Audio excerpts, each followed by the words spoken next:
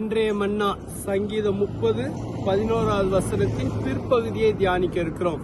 நேற்றைய தியானத்தின் தொடர்ச்சியாக இன்றைய தியானத்தை செய்யவிருக்கிறோம். சங்கீதம் 30:11 முழு வசனத்தை உங்களுக்கு வாசிக்கிறேன். என் புலம்பலை ஆனந்த களிப்பாக மாற பண்ணினீர், என் மகிமை அமர்ந்திராமல் உம்மை கீர்த்தனம் பண்ணும்படியாக நீர் என் இரட்டை களைந்து போட்டு மகிழ்ச்சி என்னும் கட்டினால் என்னை இடை கட்டினீர். இந்த வசனத்தின் கடைசி பகுதி சொல்கிறது, நீர் என் இரட்டை களைந்து போட்டு மகிழ்ச்சி என்னும் கட்டினால் என்னை இடை கட்டினேன். ரெட்டுடுத்துதல் என்பது ஒரு துயரமான பாதையில் செல்லும் போது, துயரமான நேரங்களை செல்லும் போது ரெட்டுடுத்தி சாம்பலை தங்கள் மேல் போட்டுக்கொண்டு அவர்கள் துயரத்தை அனுசரிப்பார்கள். ஆனால் அப்படிப்பட்ட ஒரு நிலைமையை கர்த்தர் மாற்ற வல்லவர் என்று தாவீது சொல்கிறார்.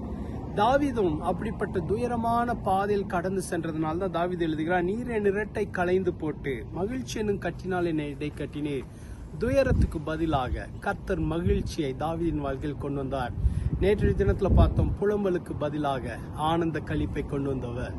தாவீதோட வாழ்க்கையில துயரத்துக்கு பதிலாக மகிழ்ச்சியை கொண்டு வந்தார். உங்களுடைய வாழ்க்கையில கூட அந்த துயரம் என்கிற இரட்டை களைந்து போட்டு மகிழ்ச்சி என்னும் இடை கட்டினால் உங்களை இடை கட்டுவார்.